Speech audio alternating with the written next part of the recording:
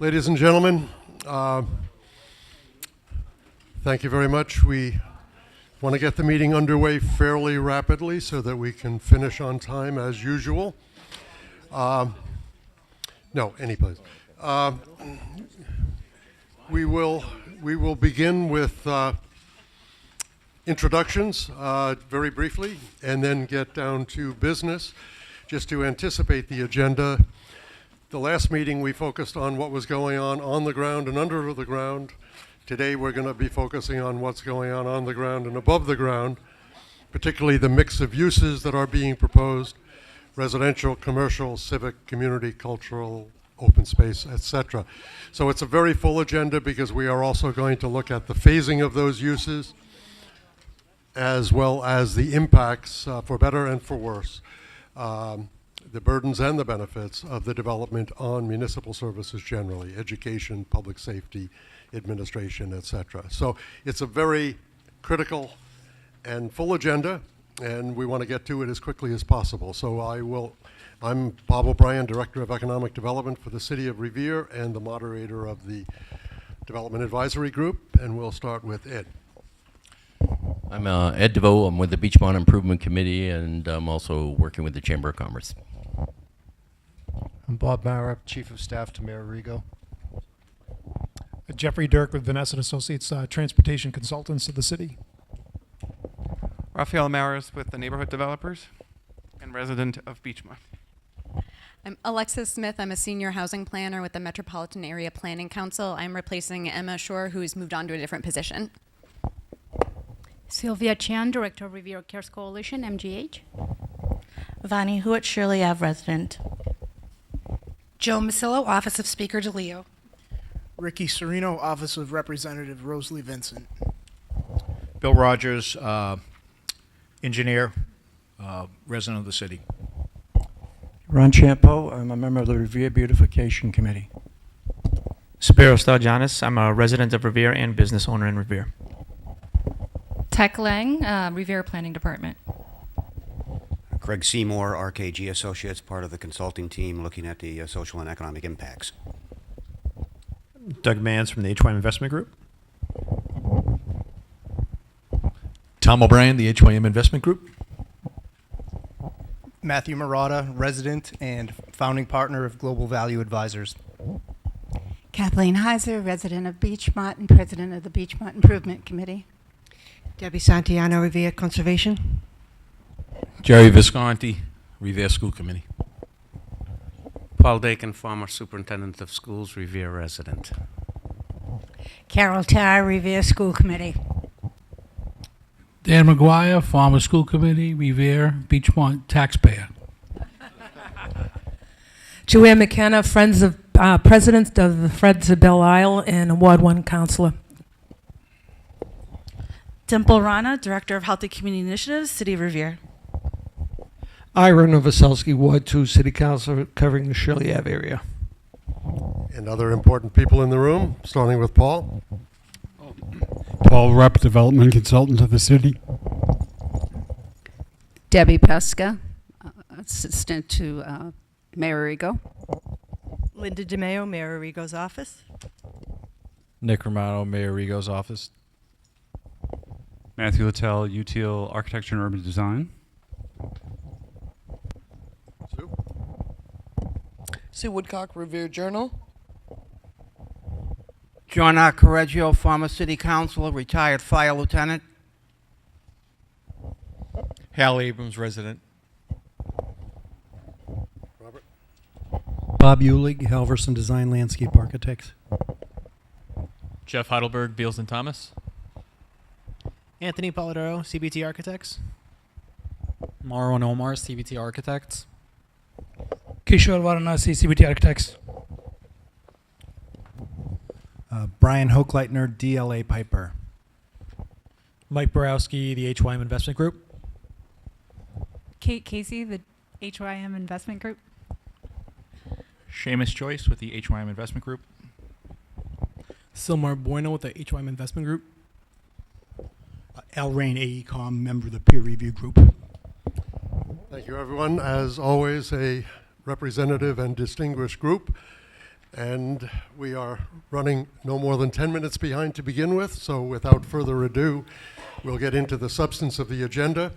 And for that, I will turn it over to Doug and Tom to make their presentations. I will also remind you, as at the last meeting, your questions and comments during the presentation are welcome in this forum, and particularly by Tom and Doug, since they're very used to that sort of interaction, and that's what this group is all about. So Tom O'Brien, HYM.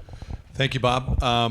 Yes, just as Bob said, we're going to present, and the two basic topics, as Bob said tonight, are the mix of uses that we're proposing for the site, as well as a study that we've completed on the potential effects of the development of this site on the municipal services and the municipal services budget in the city of Revere. So I'm going to launch right in, but just as Bob said, please feel free to interrupt me. I think we've done these presentations together for a while now, and I'm more than happy to take questions and veer off into another topic if folks want that. So again, just to remind people, here's the master plan. We have a series of slides where we're going to remind people the specific division between East Boston and Revere. But this is our master plan for the entire site, obviously characterized by a main piece of open space here in the middle, and a series of blocks that we've tried to make work on a very walkable basis. So let me launch right in. The mix of uses. So first, remember, here's the Revere master plan. So this is the Revere portion of the site here. Let me go back a little bit to the map just so you can remember. Oh, come on one more time. Oh, maybe we're stuck. No, doesn't seem to be loading up. Anyway, I'll keep going, I guess. I was just going to point out. It's kind of slow, I guess, is the point. Here's the Revere portion of the site. Remember that here's the Beachmont T Station. We're going to talk about our first phase, which is here, and the uses in that first phase. We've got Sales Creek kind of running through it, which forms a portion of the border between Boston and Revere, and then a series of buildings here throughout the site, a portion of which are commercial, residential, retail, all those things as we go through it. Here's our overall summary of what it is we're working toward in terms of our proposed uses. We've got an office and lab use of approximately 2.46 million square feet, a retail piece, 250,000 square feet, hotel of about another 130,000 square feet for 2.84 million square feet of commercial uses, and then a residential piece of 2.84 million square feet. We're going to talk more about the detail around that residential as well, though. So remember that as we completed the zoning process with the City Council in February, the City Council and the Mayor asked for, and we gladly made a commitment that half of this site would be devoted to commercial uses. So we can build more commercial, but we cannot build more residential than half the site. So we could build less residential, but no less than half the site must be devoted to these commercial uses: office, lab, retail, hotel, which yields 2.84 million square feet. That's a key first thing. And then the open space, again, remember that 25% of the site will be devoted to open space, and this is true open space. This is not just streets and sidewalks and things like that. This is true open space.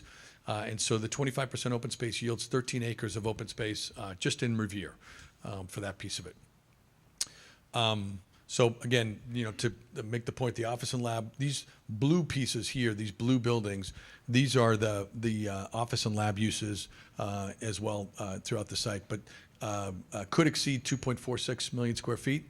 But the residential cannot. So here's our sense of the kinds of things that can happen. So remember, one of the topics that we've talked about before on this is we believe that the office market and the lab market in the greater Boston area has changed significantly over the last number of years.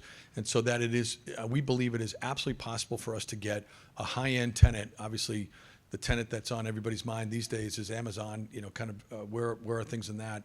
But that kind of a tenant is the kind of tenant that we think would be attracted here, particularly if we set the table first by making this a great place for people to live, for great retail, all those things that you've heard me say before. So these are the kinds of uses and the kinds of office space that we think could be developed, and we clearly think this is a possible outcome for us as we move forward. the Innovation Center. So again, we're going to talk a little bit more about phases, but in our first phase, what we've committed to doing is creating an Innovation Center here, right at the Beachmont Square section, right at Beachmont T Station. So this, for us, is a commercial building, of course, about 35,000 square feet. It's a building that would have kind of shared workspaces, cafe, but would be a place that would be an opportunity for people to create new companies, to meet and think about opportunities for job creation, new companies, new investments, things like that. It's something that we've thought about in conjunction with something that was done in the early days of the Seaport District in Boston, something that's called District Hall. It was a very successful development that helped us set the table for commercial development in the Seaport District. And that's really what we're trying to do right from the get-go, right in the beginning, is to be able to set the table for commercial development right at the beginning. So this is that building here at the Beachmont T Station in what we call Beachmont Square right here. So, again, this kind of gives you a sense. This is what that building in the Seaport looks like today. This area here is called Gather. They kind of have public spaces. They have open opportunities for there to be community meetings. There are community presentations. There are presentations to entrepreneurs.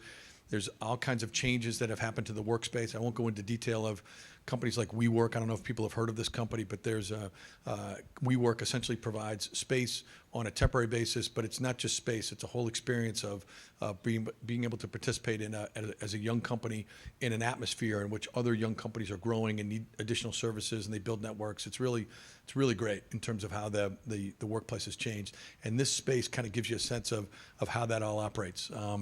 People are encouraged to exchange ideas, develop new relationships, think about new companies together. That, for us, it kind of sets the tone of what it is we're trying to do right from the get-go. So retail. So the other important commercial use that we want to think about right off the get-go is retail. And as we've said, the retail for us is, we don't want this to be big box retail. We want this to be neighborhood retail. So these are restaurants, these are shops. Also, too, we're building a community here. So some of this retail will be the kinds of service retail that people will expect. So a pharmacy, a cleaners, things like that. Might even be a daycare center. There will be all kinds of things that are neighborhood builders in terms of the retail, not big box retail. And as you can see, what's important to us is we want the retail to be a complete part of the experience as soon as people arrive from Beachmont Station. And remember, by the way, I should have said this at the outset, remember that one of our basic principles on the development here is we're going to develop from the T stations out. So the T stations become our front door. So both Beachmont here in Revere, as well as the Suffolk Downs T-stop, those become our front doors, and that's really where our first phase is. So here at the Beachmont T-station, sorry, I pressed the wrong button. I just messed that up. Here at the Beachmont T-station, this is the Innovation Center here as you come off, and the retail kind of is part of that experience right from the get-go. We want it to be a great walk for people. So here now you're standing in Beachmont Square, kind of looking back toward the MBTA station. Here's the T sign here, with the Innovation Center here on the left. So here's a rendering of what the kind of thing that we'd like that Innovation Center to be. It's a couple of stories tall, a lot of activity, a lot of open space, a lot of doors getting in and out. We want it to be a very active place for people to come and go. And then on this side, on the other side of the street, on the other side of the street, this is retail on the first floor with residential buildings above. So again, we're building an atmosphere. We're creating a sense of community. We want people to kind of want to be here, to grab a sandwich, to have a meal, to think about a meeting that they need to have, all those things in that spot.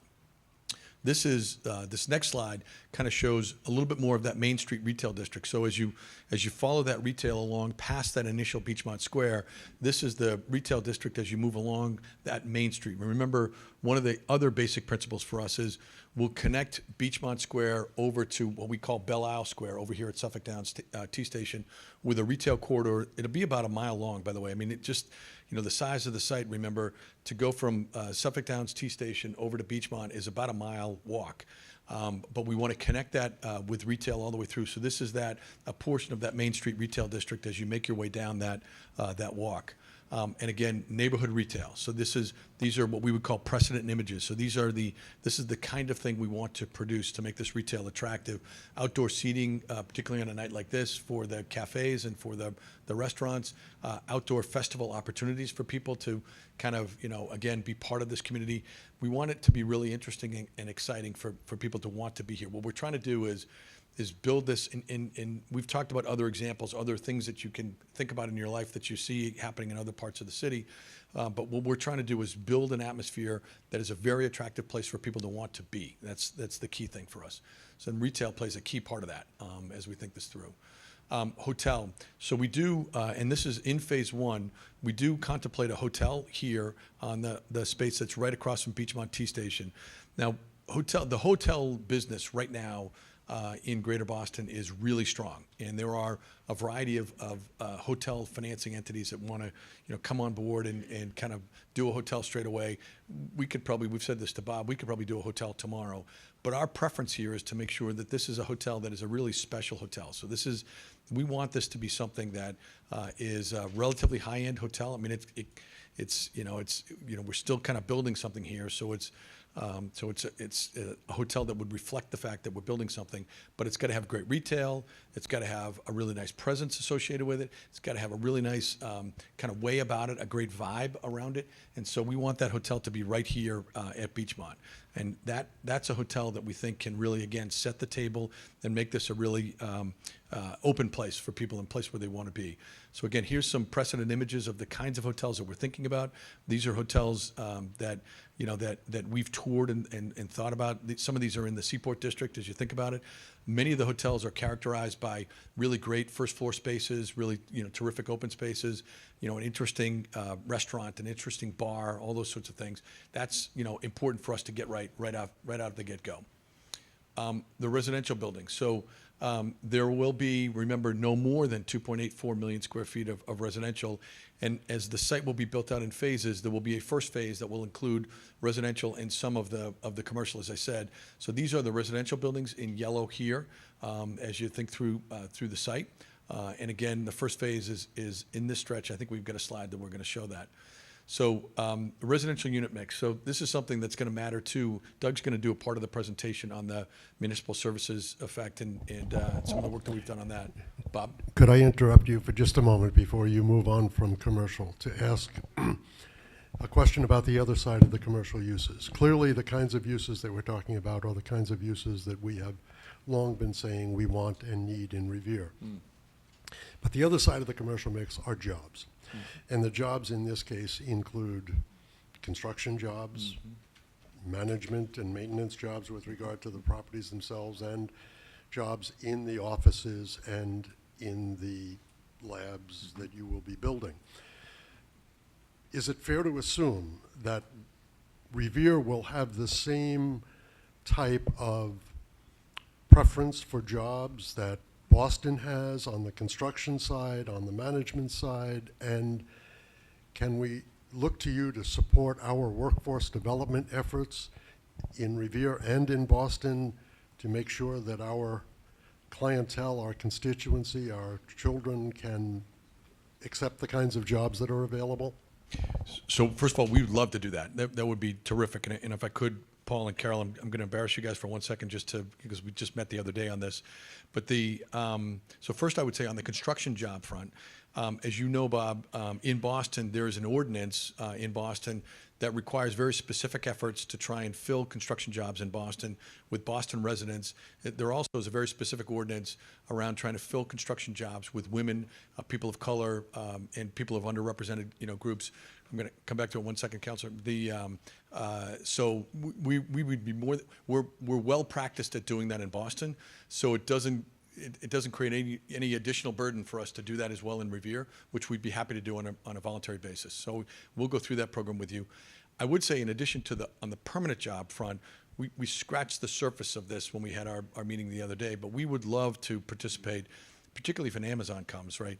We'd love to participate with the schools to create internships, offer connections, think about curriculum, all those sorts of things to make strong connections between the kinds of jobs that we hope are going to be, kinds of permanent jobs that we hope are going to be created on this site, together with the school department. And again, we had so much to talk about, and we only had an hour to do it, but in the beginning stages of that, we'd love to think that through with the school department.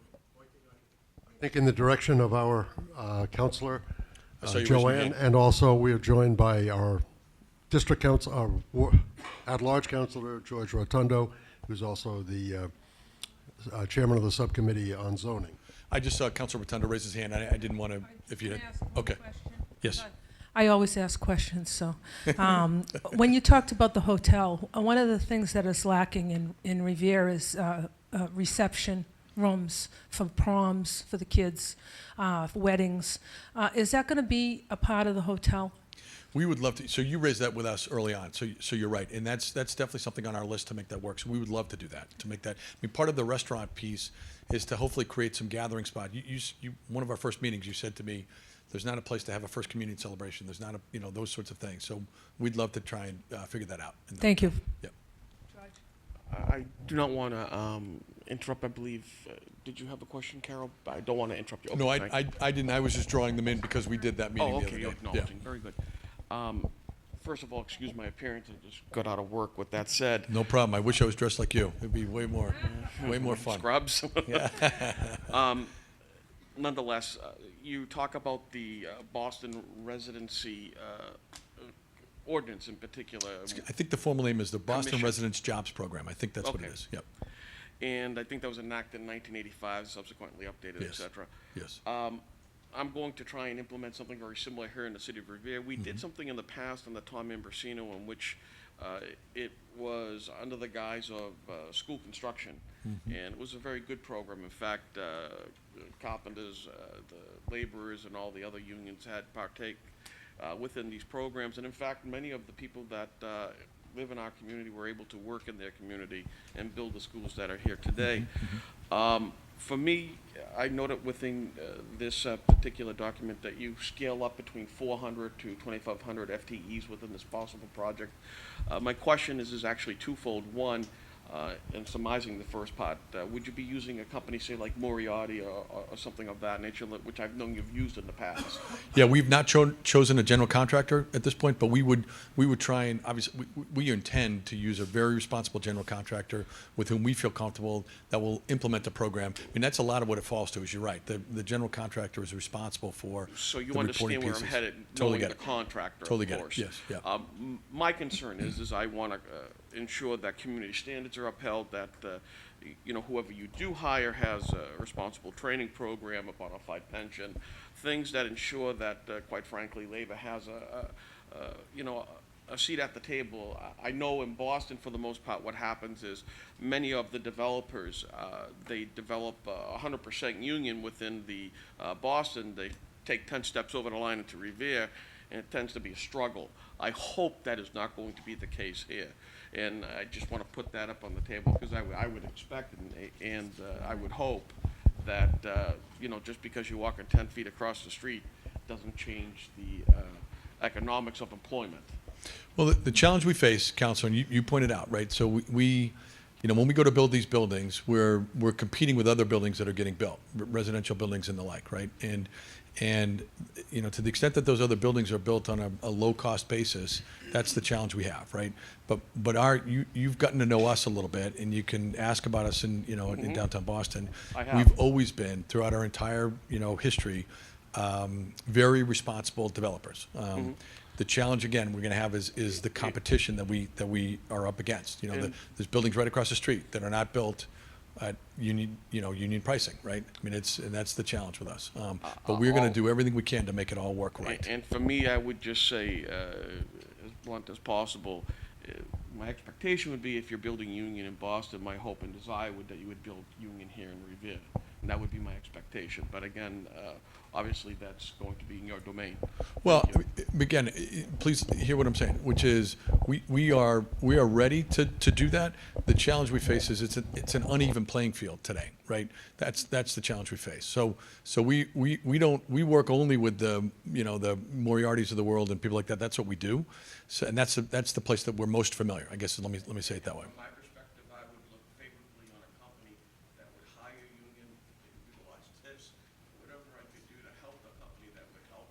I appreciate that. Thank you. I appreciate that. Thank you, Counselor. Okay. So the residential unit mix, let me just kind of run through this. There's been a lot of discussion about residential, but I think what people, what we want to make sure that people understand, particularly with this slide, is our purpose here is not simply to build a certain kind of residential. Our purpose here is to build a community. And remember, one of the things to just remind people from the, from way back when, there are some developments or some folks that people may think about when they think about developments, I guess, in Revere. Please understand that from our perspective, from the capitalization standpoint, we feel very fortunate in that we have a group with us that sees this as we do, as a long-term hold, we call it. So this is not we're not building, the site and building buildings and immediately flipping them or selling them. We see these as long-term hold buildings, opportunities for us to develop this, and we want to do it right, and that means building a community. So that means that we're not just going to build one certain type of housing. So as you see on this this slide, as we go down the residential unit mix, so the left-hand column is the description of the unit type itself. The middle column is the percentage of the total number of units, and then the right-hand column is the number of units that yields, okay? So right off the top, we're going to have senior housing units. So these are 55-plus units.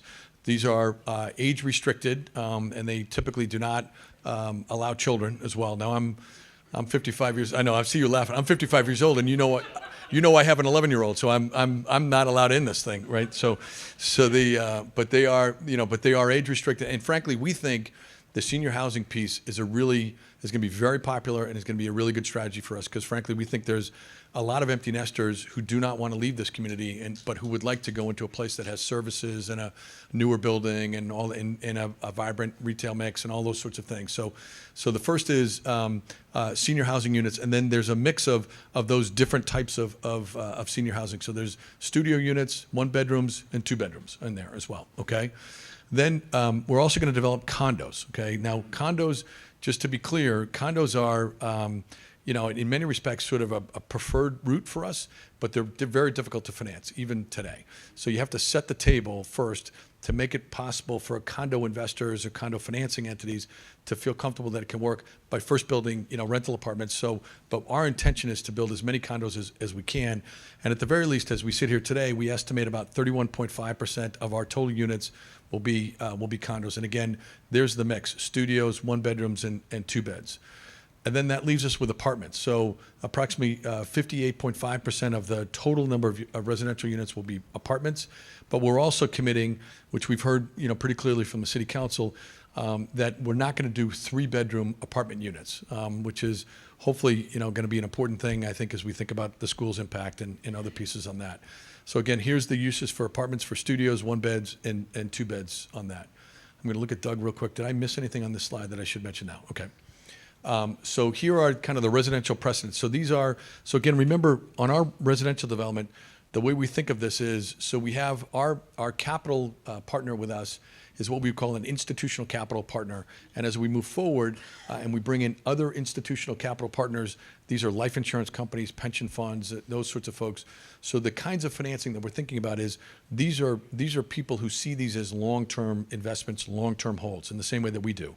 So these are a life insurance company, for example, that sees this as a building that they would hold for 40 years. So they make a very strong investment at the upfront side. They want to make sure that the building's built well and that it has an appropriate amount of what we call amenities and things like that. So the lobby, the pool to the extent there is one, the exercise room, all those sorts of things. And so these are precedent images of the kinds of high-end residential units that some of which we've done, some of which others have done, but generally what we're after. Now, parking. Tom, before you move on from residential, can I ask another question that is sort of the counterpart of the commercial question in terms of equity between Boston and Revere?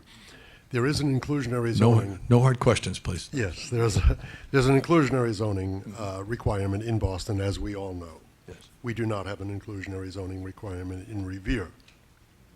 Some have proposed it, including people in this room, Councilor Rotundo in particular. But my question is this. From the perspective of Revere, absent the inclusionary zoning requirement that you have there, what is it that Revere gets comparable to that, if you know what I mean. I believe it's a 15% affordable housing requirement 13. there. 13. 13. I believe you have some affordable housing probably in the senior housing in any case, but where do we pick up that benefit on this side of the boundary? So you're right that in Boston, there's another ordinance in Boston in which if you go to build market rate housing in Boston, then 13% of your units on site must be devoted to people who are earning a certain percentage of the area median income. And typically it falls between 65% and about 85% of the area median income, which, by the way, that is a family who was working. I mean, that's a family who was a teacher or a firefighter or whatever. These are not Section 8. This is workforce housing. That's really what it is. And it's a long established program in Boston, and it's something that we've been working with, for a long period of time. Now, we are absolutely ready to work with you and try and think about if there's some program that might be helpful in Revere. Can I offer a couple of quick thoughts? Okay.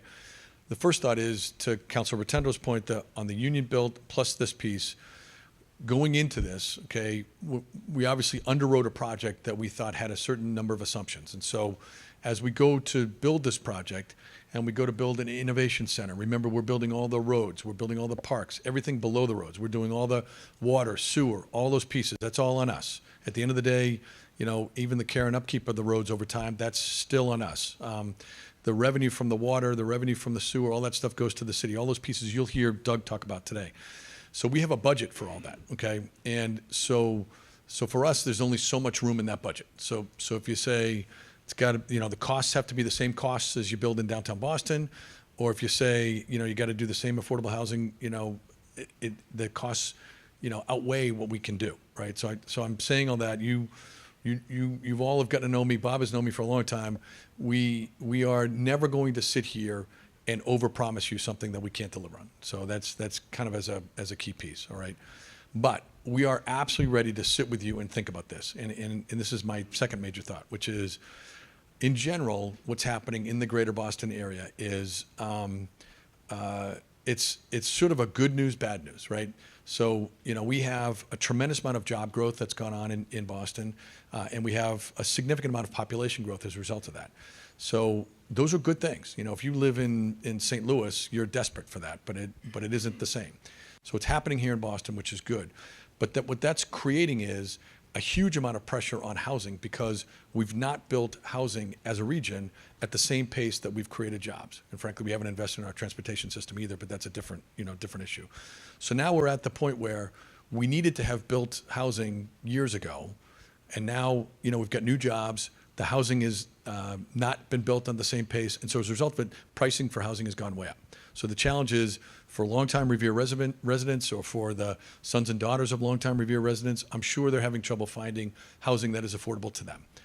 That's the whole reason we bought this site. We bought this site because we said we can make a significant dent in the need for housing, just housing, affordable or otherwise, need for housing in the region. So this housing, and I know this is controversial, but this site, will produce thousands of units of housing. So on a macroeconomic scale, we think we're doing something really important for the region, okay? And it's going to cost us a lot, but we think we can make it work. Now, in the course of that, if we can help create some sort of a fund that, for example, would allow the city to get in front of the situation where other developers are buying other smaller buildings and forcing out people who are renting and fixing it up and then, making it more if we can be helpful to a certain extent, again, we have a budget, but if we can be helpful in that, we're ready to do that. All right. Counselor, or Bob. Thank you. Tom, on the residential, on the high-end portion, not the affordables or the median means, but on the high-end residential, is there going to be a minimum annual income for someone to sign a lease, and any idea what that number would be?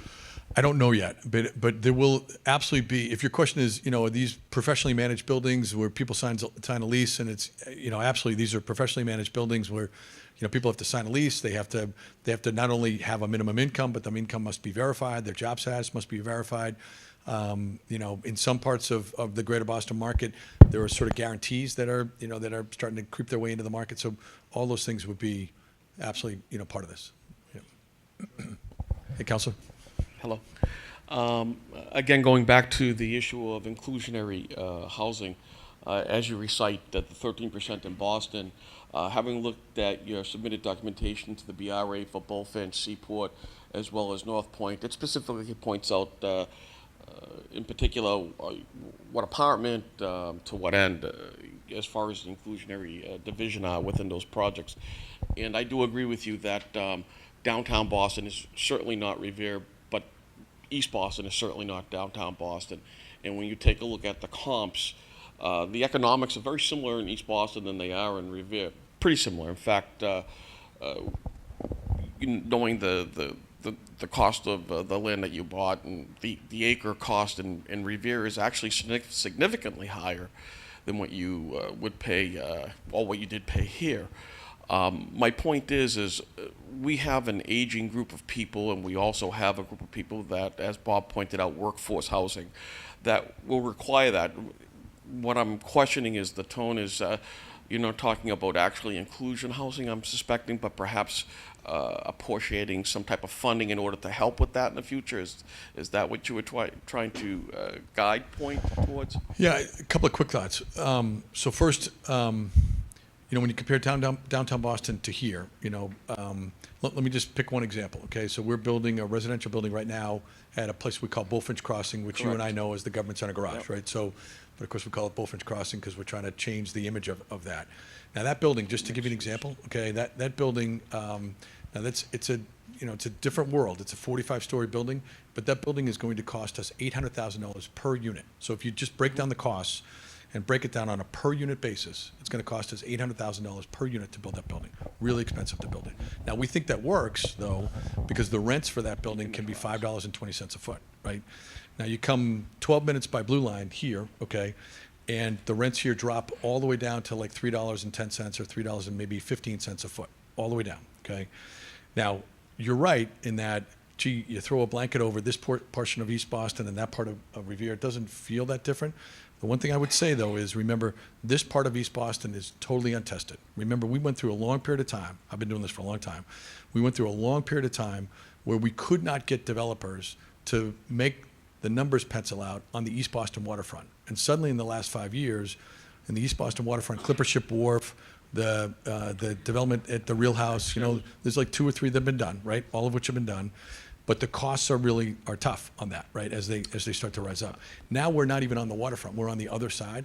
So the comps my only point, Counselor, is the comps that you might be looking at are not the same comps we're looking at. And I'd be happy to sit with you and kind of go through all that. Sure. It's kind of funny. I was actually uniquely involved in that particular issue there with Paul Scapicchio, as well as Joseph Terrico from Roseland Properties, as well as Joe Shea. Yep. In fact, at that point, it was trying to get them to work together in order to ensure the capital, which was a problem. If you were knowledgeable about it, that they were looking for money, and the Carpenters were, $400 to $500 million bank that they were looking at out of their pension fund in Pennsylvania. And my unique relationship with the Carpenters at that time led that conversation because they had some bad blood. Yep.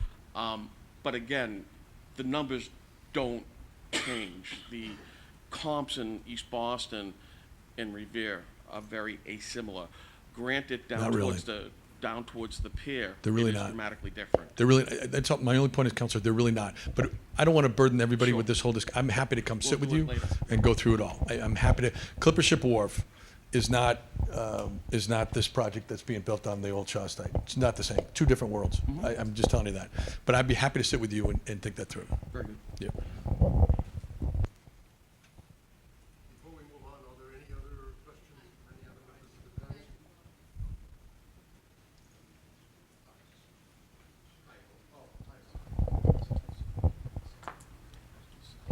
Hi, hello. Hi. I'm a Beachmont resident. I live on the other side by the Winthrop Parkway. We have a pumping station and a drainage system on that side of the parkway, which goes through to the Our Lady of Lost Church, then it goes to and back of the Shaw's quote-unquote hotel area, goes by Seals Creek, then comes into right there. And for years and years and years, that's where the overflow of all the area runoff water would end up. It would end up in the infield of Suffolk Downs. So I'm noticing on some of your projections that it looks like you built a new retention center. And I was wondering if you could explain that. So Doug, we have slides on this that are coming up in, I think, about 5 slides. Yeah, And I'm can going I just, in your last meeting, Hal, was devoted completely to those issues. So to the extent that it's addressed in the remainder of this program, that's fine. Otherwise, let's have that discussion after this meeting, since we're on some other topics now, and we will get back to that. It was addressed in great detail, as you might imagine, with Joanne and Ira and others in the room. But if that's okay with you, since we have limited time, we can have that discussion afterwards. And I'd be happy to come have coffee with you if you like, and sit with you, whatever, if you want to, I'd be happy to do that as well, okay? I would just like to ask 2 other quick questions. We have asked you for more commercial than might otherwise be dictated by the market. Yes. Is it a fair assumption that you will, if need be, and in fact may be planning to subsidize the commercial side of the house as opposed to the residential side to allow for the kind of balance we're insisting on? Certainly that innovation center is going to require a huge amount of subsidy to get that out of the ground. That's going to require, that's a very significant check to get that through. The second thing is, my concern is the secondary effects of this development on housing, the existing housing in Revere. Yeah. What it does in terms of increasing the cost, decreasing the affordability. Mm-hmm. I presume that's what you were talking about in terms of the possibility of funds to deal with housing off-site, because we certainly, it's a priority of the city, and to whatever extent you can contribute resources, financial and professional, that would be very timely and very welcome. Okay, so can we work on that a little bit, as we start to think that through? Okay. Ron Yes, sir. Champeau?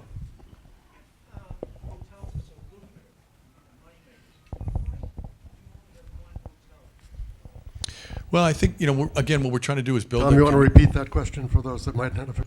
What if hotels are so strong? Why are we building only one hotel? And Doug may have a thought too, but our thought is, first and foremost, we really want to build a community here. We really want this to be a place that isn't just folks who come and stay in the hotel. The hotel gives us a great opportunity to add retail and to kind of add some vibrancy to it. But we want to get the hotel right, and we want to really make sure that it's strong. So there's actually 3 hotels on the site. There's one in the first phase at Beachmont. There's a second one, if we go back to a plan, that's actually, go back, right there. Okay. There's actually a second hotel here. It actually is split right on the border of Boston and Revere. And there's a third hotel on the Boston side up on Route 1A. So there are 3 hotels. And we're committing to 3 hotels. There very well could be more hotels over time. If Amazon comes, for example, we very well could have 4 or 5 hotels, right? But again, based upon our original plan, we wanted hotels in very key areas. And this first one that Tom talked about, it's an early hotel for us, so it's probably a 4-star hotel, or not 4-star. It's a limited service hotel, right? So we will still have some meeting rooms, conference rooms, things like that. Our hope is as the office space gets built out, we could have a full-service hotel, which might mean full ballroom and something much more robust. So it is more that there's at least 3 hotels on this site, so over 800 keys that will be on the site. Yes, ma'am. Hi, a question about the unit mix. Yep. Thanks. I have a question about the unit mix. I understand that the unit mix is responding to preferences expressed by the city council, but just looking at the lack of 3-bedroom units, I know you've continued. You're saying that you want this to be a community. You want there to be different folks. So I'm wondering how you think about. Have you given any thought to how you'll accomplish that with so few units that might accommodate families? So you hit on it in the introduction to your question, which is, I think what we've heard pretty loud and clear from the elected officials and from some of the appointed officials is there's an anxiety around bringing in children, right, in this kind of place. So we would traditionally do more 3 bedrooms. I mean, that's our desire. We do, we were probably the first ones to introduce 3 bedrooms on our Cambridge site in a way that we embraced it. So we like 3 bedrooms. It's a good thing. But I think what we're hearing from the community is there's a lack of desire to do that. So that's our. I would add to that. I would just add to that We are looking at this as 161 acres in Revere and Boston. In our early conversations with Boston, it was very clear that they are much more inclined to residential development on the Boston side of the line than we are. So we look at our desire for more commercial and therefore more residential as the makings of a nice complementary strategy that would allow, I would expect, on the Revere side of the line, probably on the Boston side of the line, for a different mix than we're proposing. Yes. You're proposing here. Thank you. I don't know if are you familiar with the school systems in Revere? I know you're new tonight and it's your first meeting, but our school systems are busting at the seams. We need a new high school. We have, I don't know, probably 500 kids over the population that it was built for. All the elementary schools and middle schools are busting at the seams. So I think the reason why the city council and the school system also chose not to have 3 bedrooms is to not bring more kids into the system until we get new schools. So I just wanted to clarify that because I know you're new tonight. Thank you. Bonnie, the floor is yours. I just want to comment rather than question. I am a Revere resident, and I would disagree with what Council McKenna is saying, or the general consensus of council folks. I'd like to live in Revere. I grew up here. I want to stay here. I love this vision of building for a community. I see myself being in this space, and it's troublesome that we are not building for families, and I think what I'm concerned about is that we're building and we're thinking for folks who are coming in, which is great, but I also want to think about, as we talk through this process, of folks who live here who would like also a piece of that pie, myself included. I think that we need more residential development that would embrace and allow for families to thrive and remain here. I'm not saying settle down from another place. I'm saying remain here. As the cost of living is increasing, the cost of rent is increasing, folks are being driven out. And I think that if we don't address it in this mix, in this large parcel development, we're setting a precedence to say that we're not a welcoming city to families, which is not the case. I know that everybody here loves Revere, and some of us have been here for a long time and want to see our kids thrive, and I would like to see the development that's welcoming to that. That's just a comment.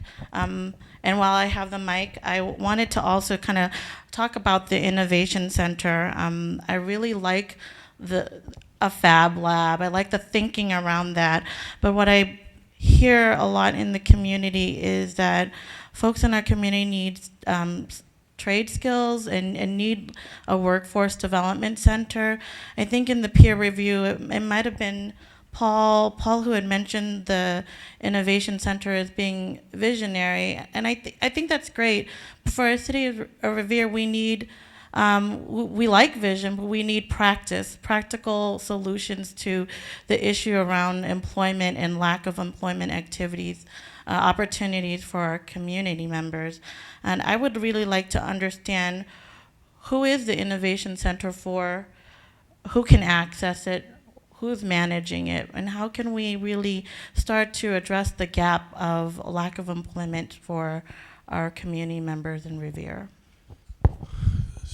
So can I do one last thing on housing, just on a topic? So one of the things that you're going to hear from us tonight is Doug's going to do a part of his presentation is on the municipal services impact, and as you would expect, this site, we're taking a site that today looks pretty but is totally underutilized, right? And so it's not really producing the tax revenue that it needs to produce. And the portion of this that's in Revere, Revere is a community that has, is a very strong school system, has all the other things that we've said, but really does not have much in the way of commercial development, right? And the way the Massachusetts tax structure is set up for municipalities, you must have commercial office space, you must have commercial structures in order to be able to achieve the kind of growth and get to the point where you can build schools and do those sorts of things, right? So what we're doing here, if I could, I think is transformative, right? We're going to take this empty site, and we're going to, not only we're going to try and build a community here, but we're going to create an opportunity for there to be new revenues. So if I could, this conversation gets pushed over into the future, and I think, you know, the discussion around schools and building new schools and all those sorts of things, they perhaps become easier when you are able to find the revenue to be able to think that through. Doug's going to present a slide where we talk about bonding capacity and all those sorts of things. So, if I could just add one last piece on that, which is, it will take us, remember, you know, 15 or 20 years to build this out. So there's adjustments that can be made over time, you know, as we go through it. Can I answer the other question that Vanny had, which is the Innovation Center? So the answer is, we haven't set it in stone yet. You know, we would like to create something that would be very public, right? It needs to be organized, it needs to be managed. It can't just be, you know, anybody walking in. But if people, you know, have a purpose and, you know, kind of are thinking it through, and they're, you know, we want it to be very public. In addition to that, though, we want it to be, you know, a place that has, as I said, kind of a professional management to it. So the best example I can think of is this company WeWork, you know, which is a great company that has taken the concept of work and office space and kind of put it all together so that if you're a one person with a really interesting idea and you know, seems to have some funding and it's kind of moving along, but you need other service, you don't want to really work by yourself, you want to be with other people. You need services, advice on accounting, you need advice on where to buy insurance for your business and all that kind of stuff. WeWork provides you a space in which to go to get advice on all those pieces and to think about what it takes to actually build that business. So you can meet with other people, get ideas. You're not by yourself is the key thing, the way I think about it. So that's kind of the way we think of this space. But it's early days, and we'd love to get more ideas and think more and make better connections to the school department. You know, whatever we can do on those lines as well. Thank you, Bob. Counselor, you're going to get in trouble for monopolizing that mic. I see Bob like I have a hovering over doctor you. that charges me a buck a question. Yes. So my first question is just to kind of give people perspective, and I'm not going to hold you to it, but what would be the average cost of rent, we'll say, for a 3-bedroom at this new facility as a reflection of what you think the market would bear based upon the square, you know, the hard to say, you know. 2,000, 3,000? Because right now I know down at the Between beach they're 2,000 and getting 3,000. around $4,000 for a 3-bedroom. It might be $3,000. Yeah, I mean, if it's 1,000 square feet for a 3-bedroom, and you're So $3 a someone would foot. have to make well over $150,000 in order to support that type of a facility. The other thing that I was thinking about surrounding the commentary that Barney had made, and much of what she said I agree with, is today we have a lot of people that are looking for skills that are not so much in the skill set of computer science of that nature, but perhaps that could invoke some of the unions, such as the electricians union or the plumbers union, where they're doing certain things for training, and perhaps that might come into part of the funding mechanism that you're talking about, and going to the state also for workforce development and possibly collaboratively working with local community colleges, whether it be for nursing or, for that matter, plumbers or solar and, you know, work, things of that nature, and then buttress that on top of the other main agenda things that you would normally have at, like, the seaport. We'd love to do that. Collaboratively embrace Yeah. it. I mean, as you know, the Carpenters have a training facility, right? I mean, Right the over Carpenters, in- that's correct. right over in Dorchester, and then they have an off-site training facility in a part of Massachusetts. Yep. I forget what town it's in. As do the other unions too, but Yeah. perhaps when you're talking about doing something that might take interest at it. Yeah, absolutely. We'd love to be And they part got a of that great connection. pension fund. Yeah, no, I know. We'd love to be part of that connection. Yeah. All right. Keep going. Okay. I'm going to probably try and speed up and hand it to Doug in a little bit. Parking. Actually, you know what, Doug? I might hand it to you for parking. How's that? So we get a little transition going. Tom always gives me the exciting stuff to talk about. Thanks, Tom. Yeah, that's right. It's halftime. Actually, no, I think it's only first period. So unfortunately for you guys, I think it's only first period. End of first period. So I do apologize. So normally there are 3 air conditioning units that serve this space. One has definitely died and is not coming back. We'll just leave it at that. Yeah. The second one is acting like a teenager and is not being cooperative, but the third one's working, but I apologize, so it's getting a little warm. So, all right, so we're going to talk about parking quick. So these are the parking requirements that came from the Revere zoning that we went through in very detailed. So this just kind of shows you to kind of go through that.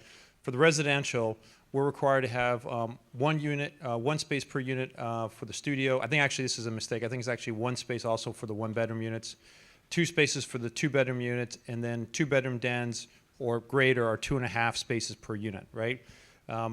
That yields a certain number of parking spaces for the residential. Commercial is 1 space per 1,000 square feet. Again, there's a total there.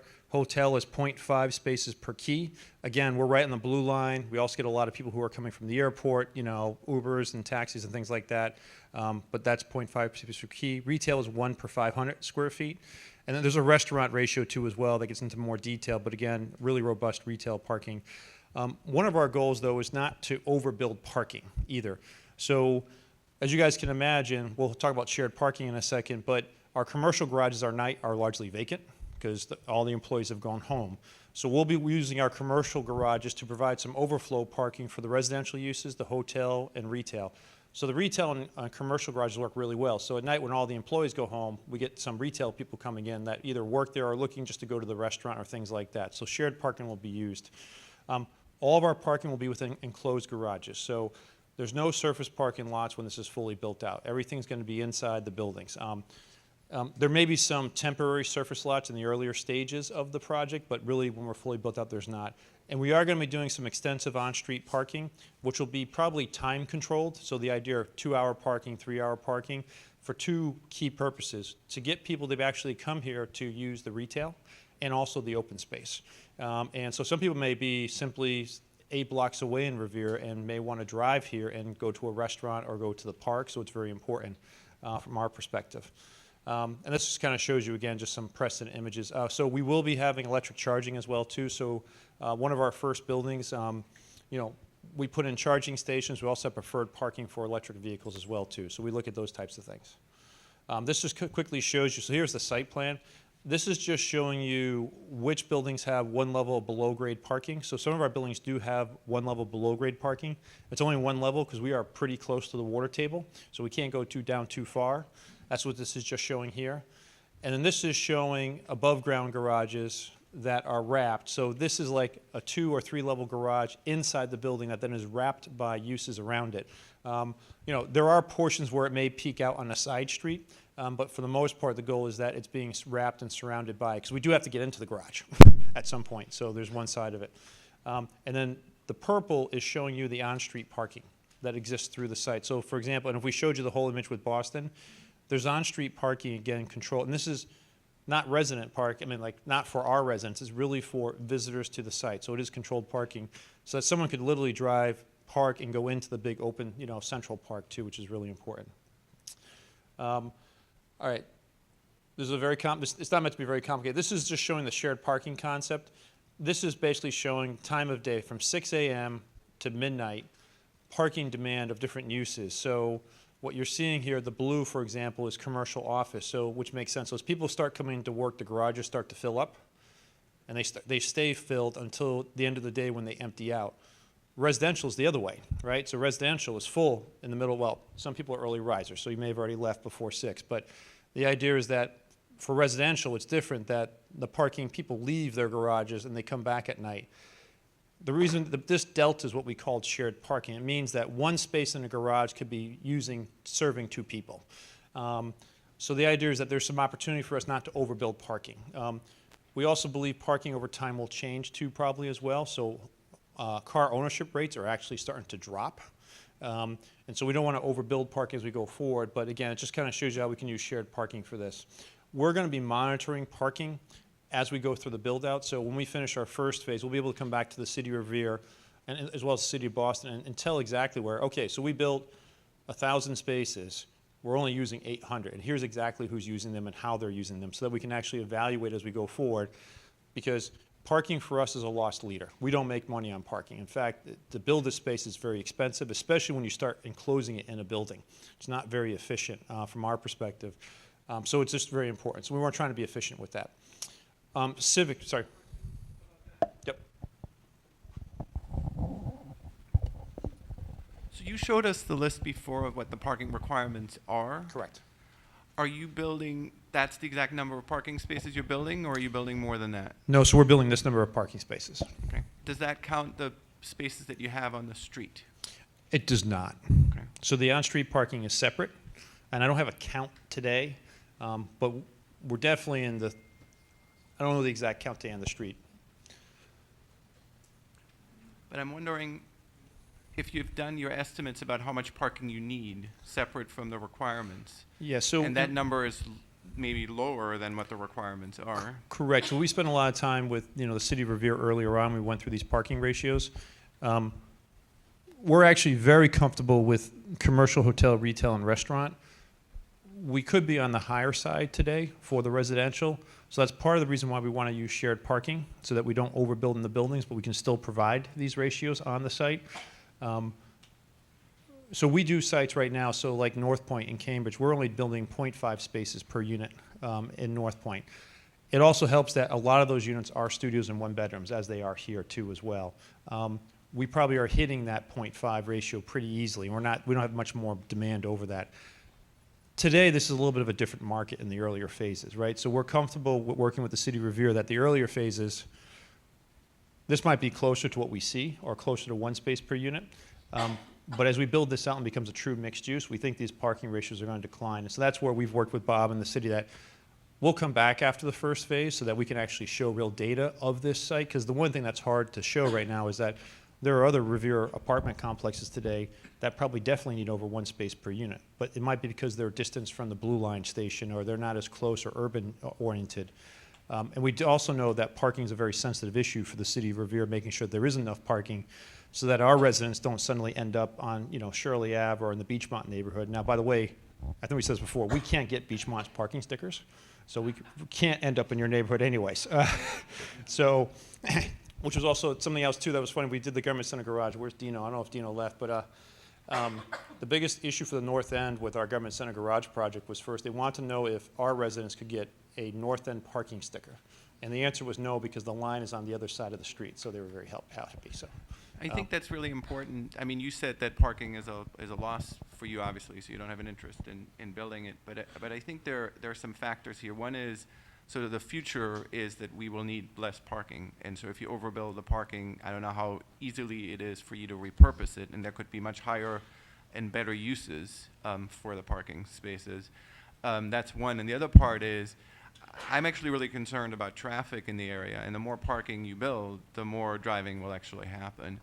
And I think that what you just said about, I live in Beachmont, the stickers there can prevent people from parking there, and that can be extended further into Beachmont if that's necessary. But what we can't do is, if we provide a lot of on-street parking, for example, there are going to be people, in addition to the ones living there, driving to the site, which will create traffic for everyone in the whole area. And so there's many reasons for which we should build less parking, not more. So I think the flexibility that you describe about being able to repurpose that after you have some experience there is really important. And again, the good news for us is that we'll be through 4 phases, right? And those are larger phases, right? It might be 7 mini phases by the time we're done with them, Revere. And so again, we're on the same page. As we build each phase, we're going to be coming back and showing real data that we can show to the city of Revere so they can make educated decisions about what the right parking is. I think, first of all, Revere is, we're probably middle of the road already with Revere, which is a good thing, I think. And I think as we go forward, we can be careful about that, because I don't think Revere doesn't want us to overbuild parking, but they're also concerned that we at least build enough. And again, the shared parking gives us some flexibility, because the shared parking means is that we're actually building one space for 2 uses, which drops the amount of parking. And our first goal, it is really hard to repurpose parking. We're doing the government center garage, and it's very hard. So the first goal is to make sure that we don't build too much parking. And again, the first phase may have an interim surface lot, which is going to be a building later. So if it turns out that we don't need all this parking, suddenly, okay, well, that's great. We can go back to Revere City Council, show real data, and they can make the decision with us, okay, you know what, the zoning ratio should definitely come down. So that's how we're going to be approaching it. Thank you. Yep. So most of them would be pay to park, right? Yes. Yeah. Yeah, I was concerned about people parking and going in subways. But Yeah. No. So you bring up a good point. Even out, so during daytime hours where the blue line's a very big attraction, you know, we have to at least monitor the lots, right? Or at least have some, you know, payment of it. Because, you know, if we charge nothing and the MBTA lot charges $4, the answer is they're all going to be up in our lots, which is not going to help us. Yeah. So, and again, our goal is that we want people to be able to come to our site, right? So we may end up doing validation programs, which becomes very popular. So if you come here and you go to a retailer, you get validated, you may pay very little. And then as we get into the evening hours, we may actually lower the rates or not have any rates in those temporary surface lots, because then it's different. We're not worried about someone jumping onto the blue line at 8 o'clock at night going into Boston. But the idea is also it will be monitored. So even the on-street parking, that may start as free, but it'll be 2 hours. So if someone tries to be cute, park on our on-street space and go to the blue line, well, they may find their car gone when they come back. So, but we do have to make sure we monitor it. Okay. All right, so that's parking.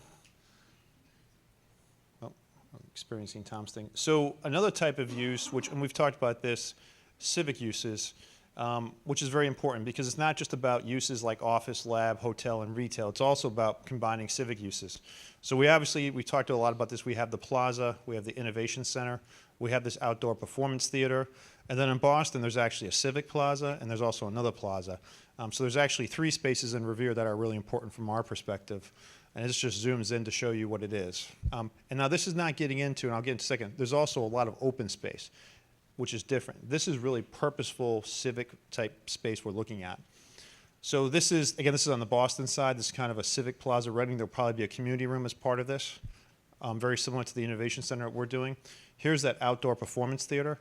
So the idea is that it's a detention basin, but it's very sculpted. So we have soft grass seating on all 3 sides, but then there's actually formalized seating on this side that can actually be a performance center. And that could be anything from just a general community performance to something that's more robust.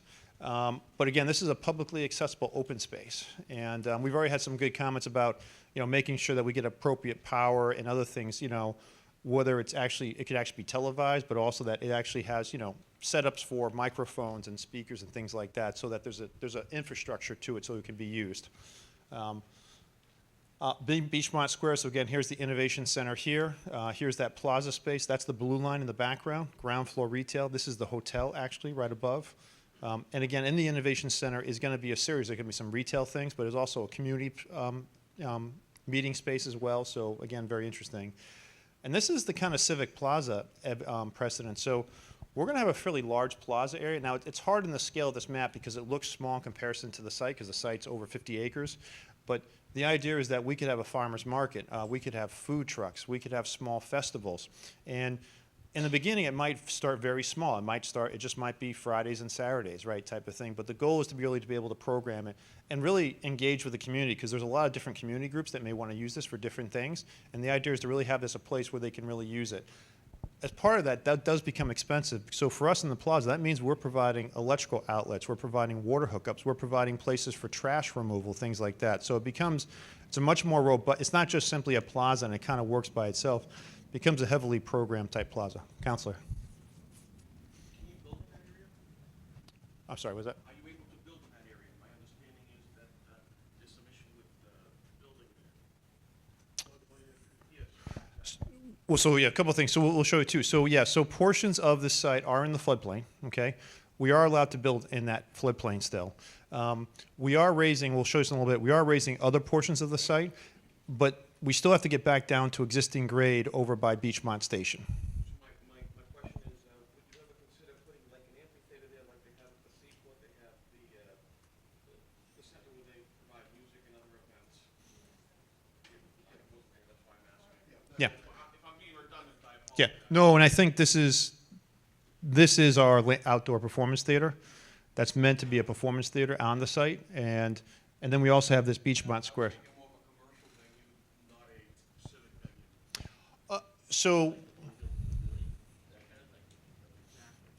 Yeah, I don't think so the one thing we've been trying to be careful of with our retail, we want this to be neighborhood-based retail, even the civic spaces, we hope to draw from all of Revere, but we really haven't been thinking about regional type draws at this point. But with that said, I think, again, this is a master plan only. I think there's going to be, we love to have more discussions about this as we go forward about what people are looking for, because we've heard a lot of stuff from different people. We've heard about people like, hey, a bowling alley would be great. Some people say, can I really get a drugstore that I can walk to? So there's been a lot of different input that I think have been really helpful to us, so. My point being is that at one point in time, and I'm sure Mr. DeBlow can attest to this, people like Robert Streisand actually came to Revere, the Beatles came to Revere. Yep. And said, I can't see why not reinvigorating that idea in the future, perhaps. Well, so it's interesting because, again, I don't know if anyone knows the City Winery group that just opened up in downtown Boston. It's a 15,000 square foot venue that actually has concerts, right? 6 days a week. And so, but you got to remember, from a developer being a master, starting it, we get nervous, because, again, people think different things about different stuff, but it's yeah. But the City Winery Group, which is 15,000 square feet, so they're right in Canal Street, and they have a 2-level place, and I think they have like 100-seat, type theater, and then they have rooms that are like for 40, and there literally could be like, a guitar player up, and it's just like an open type thing. So there's some really cool stuff. We also do want the arts to come outside too as well, which is really important to us. So, I mean, this is not a corporate office park where there's just some grass, that kind of goes around. This is going to be very interesting and very engaging from our perspective. I'll keep going. So again, we already talked about this, but this gives you a sense of, our plaza may have a lot of flexible seating, so food trucks can come up. Oh, sorry, go ahead. I just also wanted to ask about these open civic plaza spaces, if there's any consideration for having something that can also move indoors. With our farmers market that we currently do run, we do run into issues where we have lower attendance because it's raining and it's outside. And I think at one of the presentations, I did mention to Doug something that I would also like to envision in the city is something similar to the Boston Public Market, where there's opportunities for residents to also have small restaurants or small food businesses that can operate within the Innovation Center or other types of shared spaces. I think one thing we've got to mention too, which I think is really important, one of the things that we have committed to do is offering 10% of our retail space throughout the site, this is on the Boston and the Revere side, at more flexible lease terms or different rents, right? So that we can actually, for local businesses to actually come in, because we actually want a very diverse retail environment from our perspective. And as you can see, the lease, the list of uses we had before, what a dry cleaner can afford is different from what a bank can afford. But it's really important for us to get the right mix of neighborhood retail here for our residents and our tenants as well too. But so the answer is yes, we'd love to talk further about that to try to figure it out. And again, we have a lot of ground floor retail, right? So 250,000 square feet is a lot, right? And yeah, you might get a small grocery at 20,000 square feet and a CVS at 15,000 square feet. But then suddenly, most retail spaces are anywhere from 1,000 to 4,000 square feet. That starts to suggest there's a lot of small places here. And so our goal is definitely we want to look for, ways of bringing successful businesses already in Revere here. And we're not trying to poach anyone either. We want Shirley Ave to be awesome. We want Maverick Square to be awesome. But we're going to have new customers here. And there's a lot of existing customers already here between Beachmont and the other neighborhoods around us, including Orient Heights. So, but we'd love to continue to have that discussion. The retail also, you guys probably noticed, the retail will change over time. When we first start this is a challenge. Bob, goes back to your point. We're putting over 90,000 square feet of retail into the first phase. People think we're crazy, right? We really are, we're almost subsidizing that retail to get it right because we don't have the full density of the site, but we're starting at the gateway, so we need the retail. And so that's just something else too that we're trying to do. So there's a lot of balancing that we have here. But when we come back with the first phase, the more detailed plans on site plan review, we're going to want to have some very detailed discussions with you guys, individually as well as larger groups, so that we can start thinking about what the retail mix should be in the earlier phase. So, I would mention too, Doug, that one of the goals that we have had and discussed with you, and indeed it was referenced in our comments on the original EENF, is if possible, we'd like to see some more youth-oriented recreational facilities. Now, I know you had a picture there of ping pong tables and so forth. I got new photos, Bob. Right. But, we're thinking of something a little bit more intensive than that could possibly be built in, perhaps even to the garage structures or using part of the retail space. But in order to make this happen, we really need to work with you to see whether we could get something designed and built in a cost-effective way for the city, but at no penalty to you, so that together we can make something happen that hasn't happened yet and isn't likely to happen without some public-private partnership. Yeah. Yeah, youth center in particular. And we definitely have talked about this before. I mean, again, I'll say this one time as Thomas says, well, we're not the casino, right? But no, we want to have those discussions with you. We're not sure if this is the right location for that because we are a little bit off-center from the city of Revere perspective, but we clearly want to obviously, even with our outdoor facilities, we want to obviously really encourage an active recreation for people from 0 to 100, or 110, age is going up, right? And some of them could be shared with your residents as well who want those kinds of amenities, so. Yeah. So we definitely are open to those opportunities. Yep.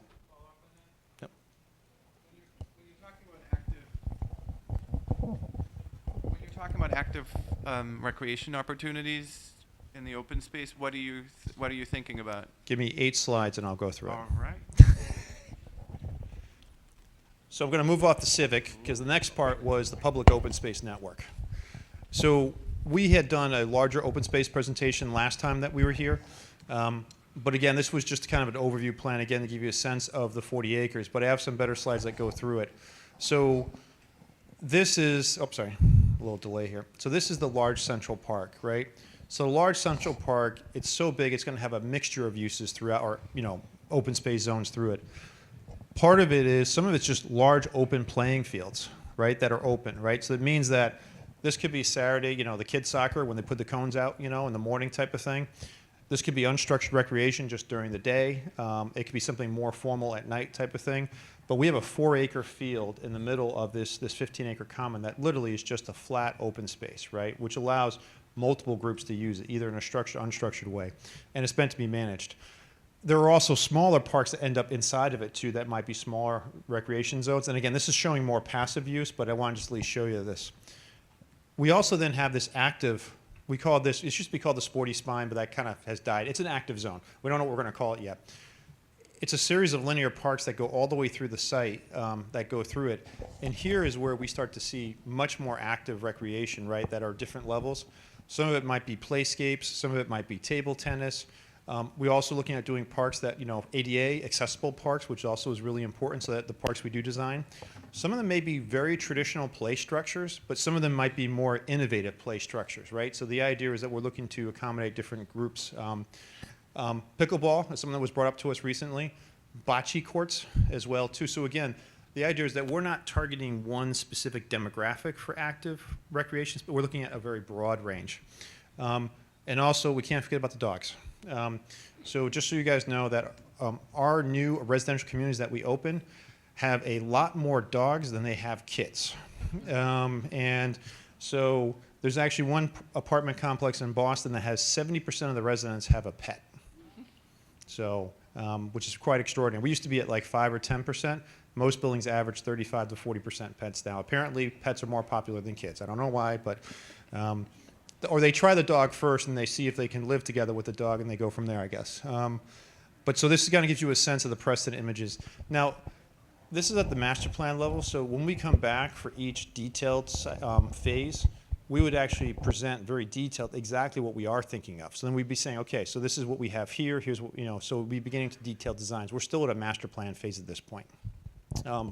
Whatever, Doug, you come up with in terms of open space, is it fair to assume that all of the open space is equally accessible to residents of Boston, Revere, yes, Suffolk Downs, non-Suffolk Downs, et cetera? Yeah. The goal of our open space is that you can come in right in through the very open plaza here, or there's a new community pet. You can come literally from Revere, walk through the whole system and get to Orient Heights without even knowing that you've crossed the city boundary. And when we say publicly accessible open space, this, it's hard to see at this scale, but this is just wide open. So this is not like fenced in areas or buildings are hiding it, so you have to walk, through a courtyard to get to it. This is all very street front based, open space type network, which I think is really important. Again, it's another important point. Not only are we building this, The City of Revere is very kind to let us continue to maintain it in perpetuity, which honestly for us is very important, right? Because this is also a very important part of the value of the site. But we're maintaining this 40 acres in perpetuity. So this is not something that's going to become a burden to the City of Revere. So residents will be able to enjoy it, experience it, and use it, but their tax dollars are not paying for this park system to build it or to maintain it. And that actually goes the same for the roads. So all the snow plowing on our roads and everything will be on us. This is just the finger parks that go through. What this is missing is that this just kind of shows some precedent images, but these are fairly wide.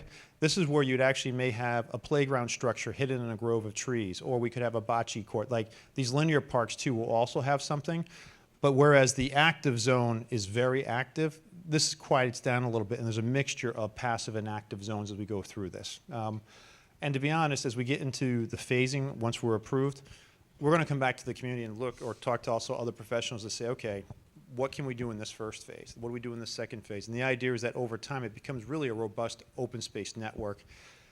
And the other thing too, which is really important, it's all connected. So it's not like the Seaport District, some of you may have been there. There are a few parks, but they're like pocket parks, and they're not connected. So you're walking on an urban block for 2 or 3 blocks, and then suddenly there's a park. And then you got to go find the other one, and there's no semblance of where that next park is. It's really just sprinkled. This is really meant to be an extensive network. The other thing too, which is really important too, is that besides the active and passive uses, we have some really cool historical elements. So we have the finish line, we have the starting gates. I don't know if you guys noticed when you walk in, look at the flagpoles. They're horse head flagpoles. Some of the coolest flagpole posts I've ever seen. So there's actually a horse head that stands on it. The idea is that we're going to retain a lot of these historical elements and then distribute them through the open space system. The other thing we're really excited about too is also we want art to come into the open space system too as well. You guys probably all remember the cows that showed up all over Boston, more of the interim exhibit. Some of them have to be more permanent.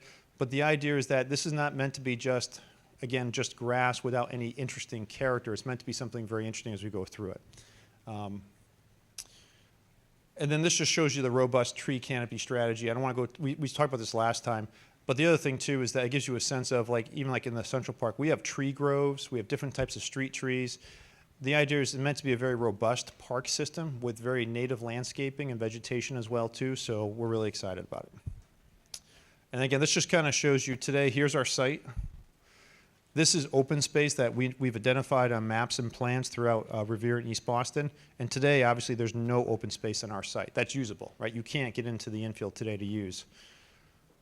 When we're done, that's what shows up on the aerial, right? It's a very extensive system, 25% of the space being open space, which I think is really, I think it's going to have a dramatic impact on access to open space and the uses of that for this area. Okay, environmental. Doug, quick question. Have you put a number on the value of public realm, streets, sidewalks, et cetera, as well as the open space? Yes, it's like 12 slides forward. I can't remember off the top of my head. So what time are we at, Bob? We have essentially beyond this 2 more items to go, and municipal services in particular is critically important. I'm going to go quick. So environmental resiliency strategy. I'm going to probably have to come back to this, but so this is the overall master plan. This just kind of shows you existing conditions of where we are. Our low points on the site are really at Sales Creek, which again is pretty, if you guys have been to Sales Creek, it's pretty far down into the ditch. It's pretty low. Our high points are around this part of the clubhouse. Low point again we bleed lower to Beachmont. So Beachmont is probably our low point across the site. Part of the resiliency strategy is to raise certain portions of the site that would allow a connection through the site if there was a very large storm. This just kind of shows you areas that we would probably raise on the site. This also shows you areas, now there's a very purposeful strategy here. We leave the open spaces actually lower on the site. We don't overbuild them up.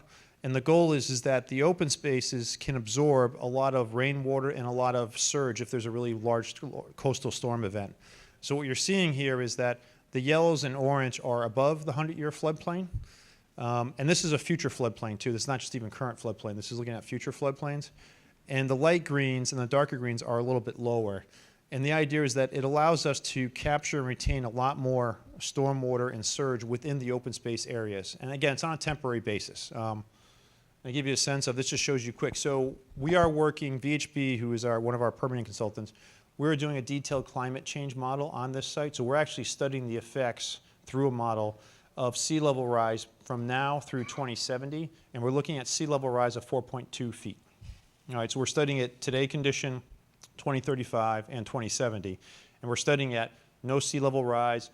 I think it's like 2 feet of sea level rise and 4.2 feet of sea level rise. And there's two models. There's a riverine model. So we have Sales Creek, which is kind of a watershed. So one model we're studying is just rainfall events. So if we get a 100-year rainfall event, and again, these rainfall events are shown increasing over time. But then we also have a coastal surge event, which shows coastal flooding in from the Atlantic Ocean. We actually layer these two models over each other, and it's a 3D digital model. We'll be presenting this probably later in August. It'll probably become a topic of a meeting, but it'll show quite extensively. You guys live here, so you know where the flooding is going and coming from. It's actually pretty cool or scary at times, but you actually can see exactly how it goes, basically 5-minute segments through a storm, and it shows you the water filling up, flowing in, and it also shows you flowing out. And it shows us where our choke points are. So one of the gentlemen here had a question about this earlier, how we were doing this. But it will actually show some choke points that are around the site. And then as part of the next submission, we'll be proposing mitigation. Some things that are beyond us, some things are more regional, but other things that are more localized. But this just shows you, again, in a typical 2-year storm event, you can see how our detention basins start to work. Again, these finger parks start to retain water. Here's Sales Creek. Sales Creek starts to fill up. A 10-year storm event, Sales Creek really fills up. Our detention basins fill up even farther. And then in a 100-year event, if it turns, it fills up further. The idea is that a couple things. So, and I'm going to kind of take a step back for the gentleman that asked the question earlier. So today, there's very little stormwater retention on the site because the site was built in the 1930s. We are designing the site to current standards, but we're actually retaining 8.8 inches of rainwater at a 100-year event. So we're using new standards or guidelines. We're doing new treatment standards so that before water even gets into Sales Creek from our site, it's retained and it's also treated, which is a very important point. And obviously we know concerns about flooding in the upstream neighborhood. So our goal is to really retain as much as we can on site so that we're not impacting upstream of us. But this gives you a sense, that's the outdoor performance theater. In a major storm event, it literally can fill up and hold a significant amount of water, which I think is a really important point here. So things like that. And then what you're going to see in the climate, you guys already know this, but the weak points are, the first weak point is Belle Isle Marsh. Obviously, there was flooding coming across Bennington Street through the school. There's a weak point up along Revere Beach, and then obviously Chelsea River as well. Eventually, also, we get back flooded. So we'll have a detailed model of it. I just want to at least give you guys a heads up because it's going to be coming, and I think it's going to be a great session to see what's going on. Phasing. All right, I'll do this quick. So we did review this last time. This is the first phase of the project. But we also have the additional phasing. So again, here's our first phase, hotel, innovation center, 2 mixed-use buildings, so residential over retail, and then 1 residential building. Again, the first phase is about 1.4 million square feet. We start a little bit heavier on the residential in the first phase than the commercial, but the idea is that as each phase goes forward, it starts to flip until we get to that 50-50 mix as we go forward. Here is the second phase. So we start to build out that main street. We get the outdoor performance theater. We start getting into the central park. So we have an office building, another mixed-use building, and these 2 residential buildings. That's the second phase. I'm going a little bit fast. I don't want to run out of time. The third phase is here. Again, there's these 2 office buildings, the residential hotel, and the office building. And then the fourth phase is here. So as Tom said, we're building from the T station out. This will be over 15 to 20 years. So it is a long time frame. This is proposed phasing. It very well will change over 10 or 15 years, but we're really confident of the first phase that actually exists here at Beachmont. And this just again shows you an overview. I'm going to do the next set of slides really quick because I don't want to run out of time. But just one other quick question on the phasing. Yep. One of the things in the Revere side of the line that's of critical significance is what's going to happen with demolition, particularly of the horse barns and so forth. When will that happen? When will it be accessible, improved, etc.? In 5 slides.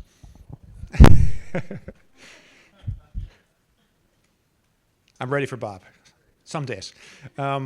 This was we just wanted to put this together because this was a composite, because people have asked us, well, what about Boston? What's happening with Boston at the same time? And this just shows you the kind of concurrent phasing that would be going on. We also want to build from Suffolk Downs T Station out as well.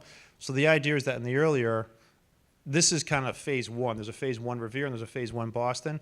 But you get the sense that we first build, I want to say the outpost, but we build the retail squares on both sides, which is really important to set the beachhead, I guess, a better way of saying it.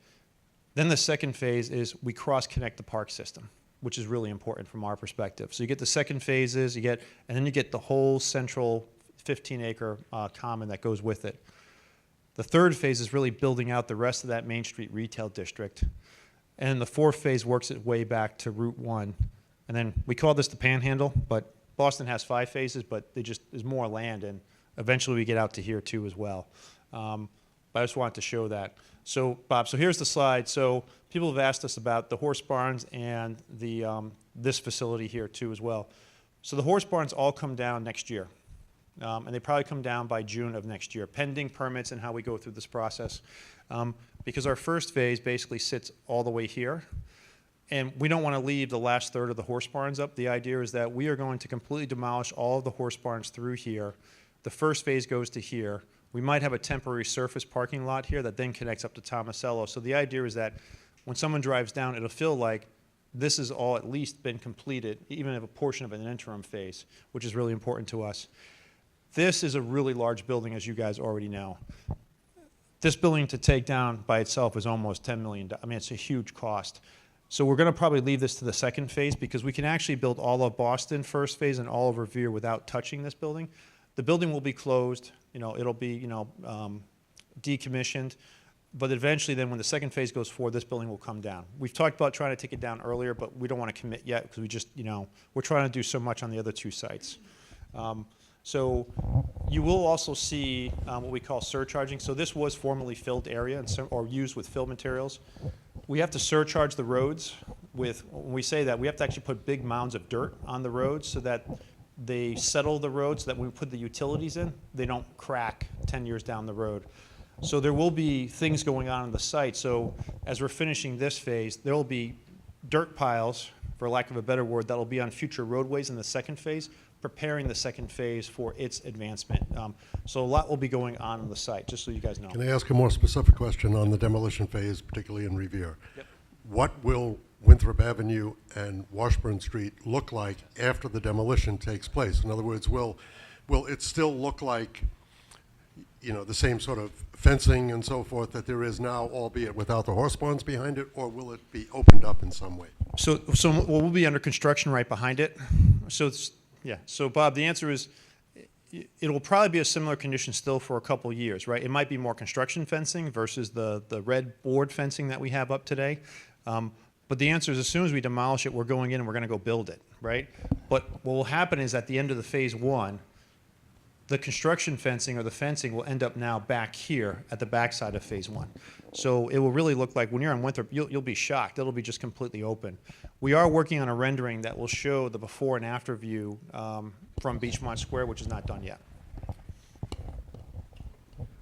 Doug, we had a problem with Wonderland. When they started tearing it down, they found asbestos and they had to stop. Have you checked the building to see if there's any asbestos in the building? So I don't know what Wonderland's doing, but it's not to disparage fellow developers. During due diligence before we bought the site, we did an asbestos survey of the main building and all of the horse barns. Okay. We also did soil investigation throughout the site too as well. You don't buy a 161-acre site without knowing what's going on in it. So we do have pockets of asbestos, but it's more like floor tile mastic. It's, good news is that these buildings were built sometimes a while ago. The horse barns were built very cheaply in some cases. But what we'll do is we'll end up doing a couple things. We'll have a construction management plan that will be put forward. We'll work with the City of Revere on it.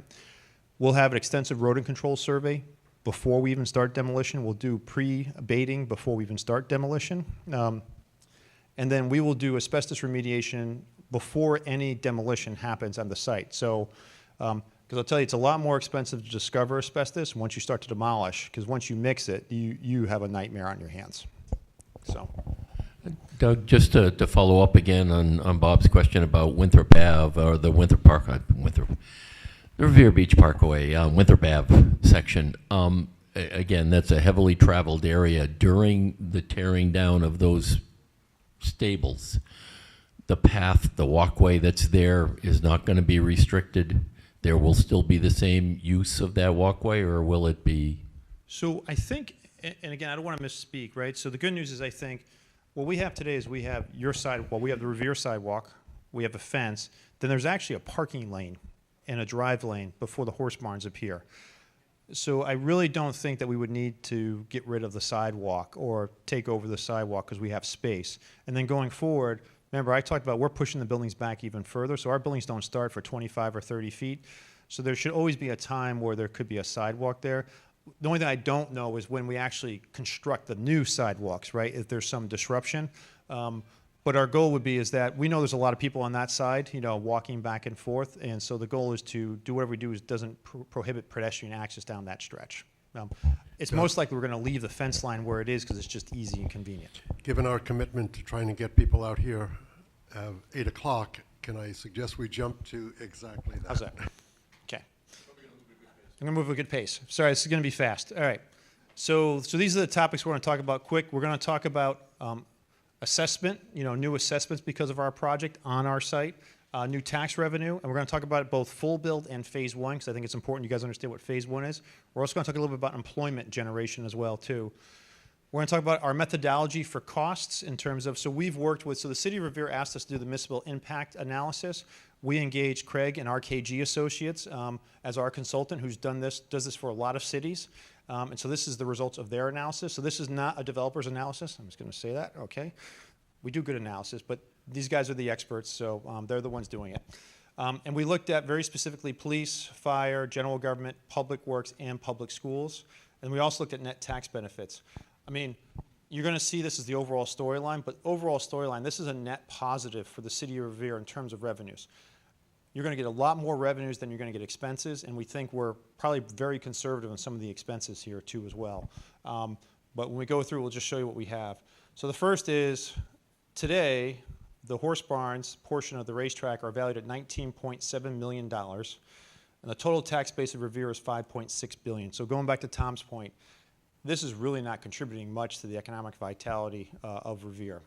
The other key thing which has been made relatively apparent to us, and this is why we committed, the City of Revere asked us to commit to minimum 50% commercial. The commercial tax base is very low, $624 million. The residential is $5 billion. And so obviously there needs to be more commercial in Revere. So at full build out, we're going to increase our commercial tax base just on our 52 acres is $2.1 billion. Almost $1 billion of residential, but $1.16 billion of commercial. And if you add it on to the current existing Revere tax base, and these are just in today's dollars, we don't get into escalations over time, it's a 37% increase in the Revere tax base. It's a tripling of the commercial tax base. So again, the commercial tax base today is a little bit over 600 million. We're almost 1.2 million we're adding to it. That differential is really important. We're actually adding much more to the commercial tax base than the residential. This generates about $13 million a year in residential taxes and $29 million a year in commercial, so $42 million of new tax revenue, full build, right? This is going to take 20 years, but full build. I can't even tell you what, that's a double-digit percentage increase for the Revere, basically, revenues. And this just shows you the current residential and commercial tax rates. This is just real estate taxes. We didn't get into valuation of building permit fees, licensing fees, you know, any other fees that the City of Revere actually charges. So there's other revenues that are coming to the city as well too. We're also buying water from the City of Revere for, you know, for our entire site too. So there's new revenue from water coming into the City of Revere. And this is just showing you phase one. So phase one obviously is small because it's a smaller project, but we're still adding almost $500 million in new tax assessment. So just the first phase is an 8% increase. And the revenue, real estate tax revenue, is $8 million per year. And this is real. This could be here in 3 years. All right, so this is not over 15 to 20. This is the real thing. And we really don't have any impact on municipal services until the building's open too as well. So the taxes are coming online when you guys need them for our additional services. We are paying building permit fees and other things earlier on, so we go through that. Jobs, so this is one of the questions that came up was in terms of jobs. So over the course of 20 years, there's the equivalent of potentially 7,000 full-time equivalent construction jobs on this site. The reason why it's such a big number is because it's such a big site, you know? And then this just shows you, again, projections provided by RKG Associates that if you looked at the build-out of the square footage that we're proposing, it starts to get into, there could be over 13,000 office and R&D jobs here. This is like the grocery market, entertainment, retail type jobs, food service, hotel. So over 15,000 permanent jobs could be here at full build-out. And again, that's why we really do love the discussion about how can we connect Greater Revere with this job potential. And then phase one has 648 jobs. Now, a little bit of differential here is, again, we're a bit more residential in the first phase, but as we convert back to the 50% commercial, there's really a robust opportunity here. Okay, so quickly, methodology. So how did RKG approach this? And Craig will keep me out of trouble as you go through this. So what we looked at, we said first, the City of Revere has a current city budget, okay, and they're providing services to all of the residents in the Revere community, plus all of the employers in the Revere community. And so what we did was we said, okay, look, we said that it's going to cost exactly the same on a per unit basis for residential to provide services here as it does for the rest of the City of Revere. That's a very conservative basis because we have brand new buildings. We'll kind of go through that. And the same thing we say is that it's going to be the same for on a per employee basis or a tenant basis to provide services here too as well. So when we broke it down, it starts getting into these costs that right now it costs for police services, if you take the police budget and divide by the number of residents, right, it's end up $400 per household to provide police services to the City of Revere. That's citywide. So what we did was we didn't take this number and times it by the number of units that we have, and we come up with basically a new cost to it. And I'll go through each of these. So that's how we approach police, fire, public works, and general government. School-age children was a little bit different. There, we actually calculated the number of students based upon the unit counts that we have, particularly the 2 bedrooms that we have, and then calculated a number of projected school-age children, and then we times it by the current spending per Revere student, the $14,166 per student. Oh, sorry. Ray, I have a question. How many kids did you estimate? Four slides. It's just methodology. So, give me. All right, let's go. We'll just go through the methodology. Yeah. Show you you just gotta wait for the last chapter of the book for 1 second. So we did estimate it. We're going to go through it. So this is just going through police departments. So again, on average, $400 per household unit to have police services, or $100 per employee. And the current budget is $10 million a year. So when we times our number of our employees and our number of household units, it suggests that it will cost the City of Revere $2.7 million a year at full build-out to provide police services to this site. That's probably a very conservative estimate, right? Because these are professionally run buildings. We have, 24/7 concierge and security. But still, we're not trying to, we're just saying conservative, looking at it that way. And the phase one would be $536,000 a year. I'll go through this fast. Fire department, very similar. $366 per household unit, or $93 per employee. Current budget is $9 million a year. So again, to provide full emergency services protection for this site, based upon those metrics, it's $2.4 million a year of additional cost to the City of Revere, or $500,000 in the first phase. But these are also modern, brand new buildings. So these are fully sprinklered, fire command centers. They have the fire alarm control systems. It likely won't be this, but again, we're just being conservative at this. General government and public works. So this is all of the other departments. So that's why it's a bigger number. We didn't break it out as much. $750 per household unit, $180 per employee, $22 million, so $4.8 million. So with all of our new residents and tenants coming in, they need services like they go to the assessor's department, or they're getting a dog, permit, or whatever it might be. So it just shows you $4.8 million. And I'm going to sum these up in a second. Public works. So public works, we did the same thing. We actually, I forgot, the number dropped off here, but there's a number on the last slide about how much per year it is. But again, we're assuming it costs the exact same amount of money to have public works on this site, except for one thing. Public works is actually not on this site. So they're not plowing the streets, they're not maintaining the open space system, they're not even building it. And again, going back to your point, just the roadway cost and utility cost on our portion of the site is over $25 million.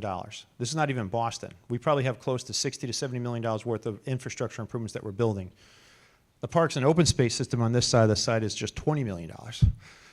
That's all of our costs. And it doesn't even get into the programming or the, the annual maintenance that can be in the millions of dollars per year as we go forward.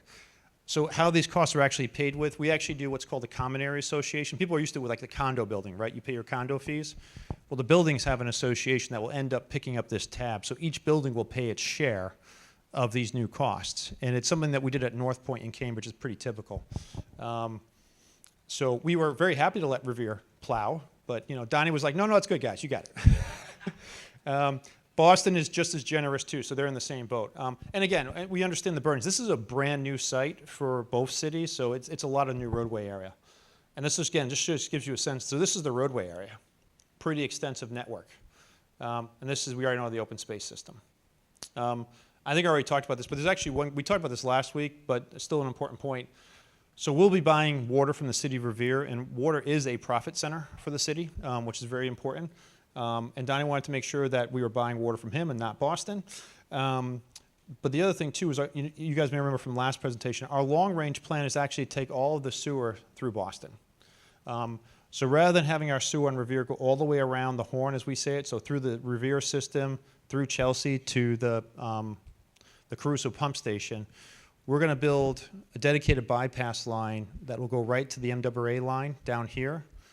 And we may have to do some temporary connections for the earlier phases, but basically all of the sewer will go through City of Boston and right to the MWA system. What that means is that the City of Revere will be able to preserve capacity for other developments in the future, which I think is a really important point. MWA is really happy too, because it means that they have longer capacity in the Caruso pump station, because we're basically downstream of it. So I think that's a really important point. Okay, schools. I don't need to tell you where you guys' schools are. You know where they are. You know your school-age population.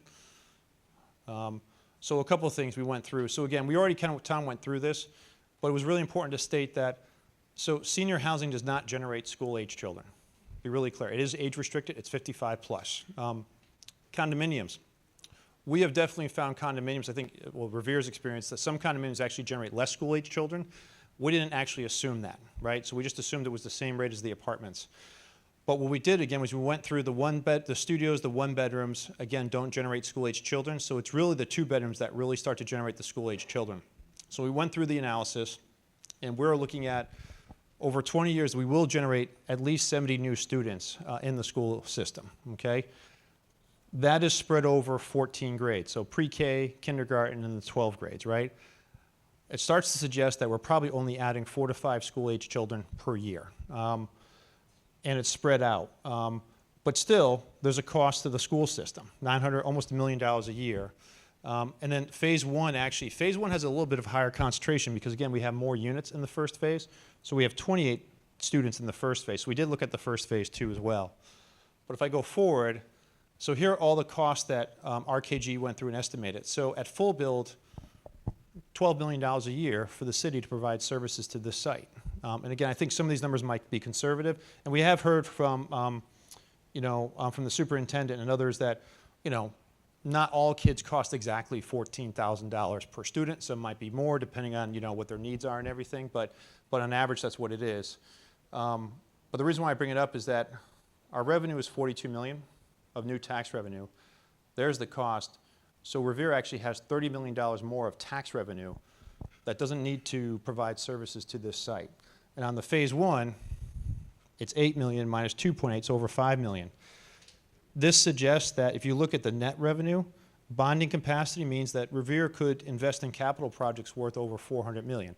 Now, it's not our job to decide what the city of Revere does with this revenue, and there's a lot more nuance to this. This is meant to be a high-level presentation to show that Revere is going to be ahead almost always on this type of thing, and it's always net benefit at the end of the day. And we think we're really creating the opportunity for this really to be an economic driver for the city of Revere. And I think, yeah. So we got time for 40 questions. Let's go. Actually, I got two. $20. Jesus, you're killing me over here. I'm not so sure about the seniors and school-age children.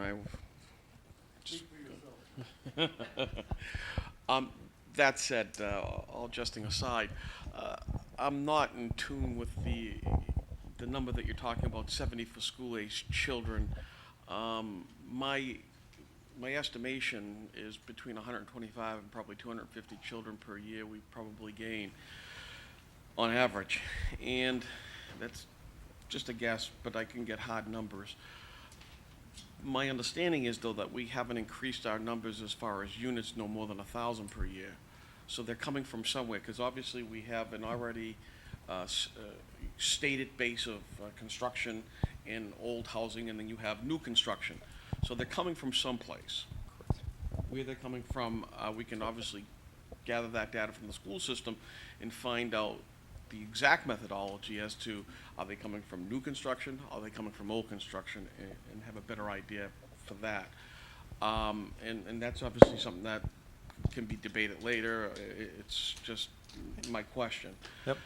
In my own head. The other thing is that I'm asking, have you all thought about a business improvement district for the area? I know you'd have to go legislatively through us. I know they do it in New York City. I believe they do it in Worcester, if I'm not mistaken, and in Boston. And, you know, much of the issues that you brought up today as far as, you know, we're going to be, you know, taking on the economic challenge of doing this and doing that within it. Well, I mean, frankly, you have to. I mean, that's plain and simple. In order to upkeep and maintain the area and ensure the vitality of it, you have to do that. So, I mean, it's not a...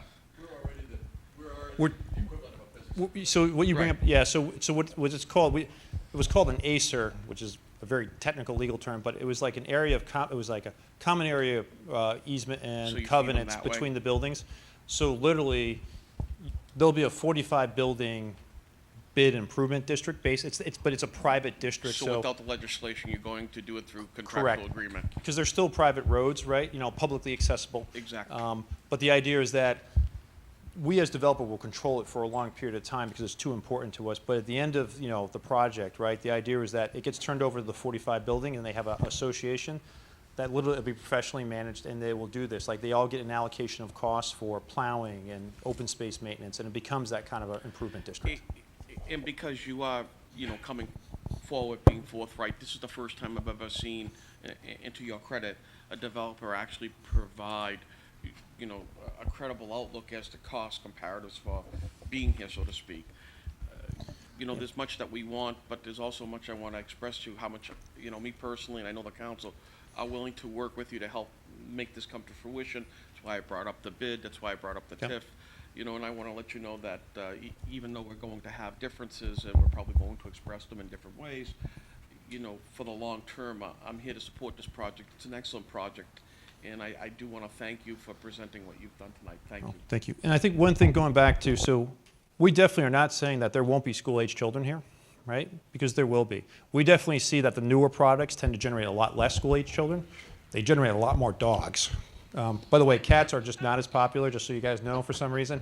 The ratio is like 90% dogs to 10% cats. Yeah. Yeah.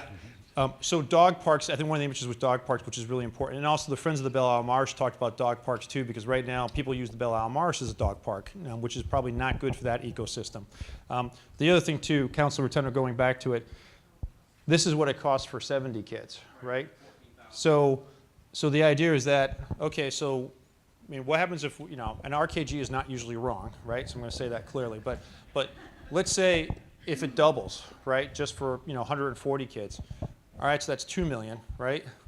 Going back to the next slide, there's a lot of buffer room to figure out how this works for the school, you know, budget. Now, the other thing too, I'd say this, the schools are 60% or more of your budget today. I'm not saying the school system's going to just accept $1 million. They may want a lot more of this chunk, you know, for improvements or other programs. Like, there's a real opportunity here for improvement for the city of Revere to think about how it might allocate this real estate tax as it goes forward. But we want to at least show you that, you know, because none of us have a crystal ball as to how things go. And we found apartment communities where we get sometimes school-age children that are already in the system. We get divorcees. People get divorced. Suddenly they split up, they don't have the home anymore, and they suddenly buy a 2-bedroom condo because they only have 1 kid left before college. So you end up with a lot of scenarios as we go through it. But I appreciate the comments, and we want to at least provide a detailed analysis for you. There will be, as part of our submission, we are doing 2 separate reports that have all the analysis on it. So we're going to have one for Revere we're going to have one for Boston. So both sides can actually see all the numbers and how we got to them. I'm conscious of the witching hour. We are not too far beyond 8 o'clock, and actually with the 10 minutes at the model, we're probably 5 minutes ahead of schedule, so I'll take advantage of that. And I want to echo George's comment. This has been a discussion we've been waiting to have at this level of detail for a very long time, and I believe you are addressing at a level of detail the concerns that people have had about the mix of uses in a very reassuring way, and I think in a very well-documented and quantitatively credible way, and thank you for that. Secondly, this project is transformative potential in a lot of ways, as you have indicated. One of the ways it might be transformative is in our ability to have some flexibility in looking at the kind of surplus that will be generated from here. As we look at problems in school funding and otherwise, we probably now have a level of flexibility for the future that we would not otherwise have had and certainly have not had to date. So from the point of view of municipal financing, I think it could be transformative in that way, and that kind of number is very reassuring, even for phase one alone. Third, I want to say a lot has gone into the 2 hours that we've been here. I would encourage members of the group to respond with any questions, comments, concerns they might have after this meeting is over. All of these slides will be made available, as they were for all of the other meetings, but it is not speak now or forever hold your peace. Please, we're trying to fashion a planned unit development document that will be informed by these kinds of things, so your comments are not restricted to this venue. Finally, I would conclude by saying, if you think this was fun, the next project meeting will be devoted to traffic and transportation. So we are looking forward to an equally intensive discussion then, and I have no doubt it will have the same level of documentation and detail. So we look forward to that, but as many of you as can be here for that meeting, it's as important in many ways as this subject, and we look forward to that meeting 2 weeks hence. With that, unless there are any other comments, questions, observations, we will adjourn this meeting. I will still claim 4 minutes ahead, given model inspection time. Thank you very much, Doug. Thank you. Have a good night.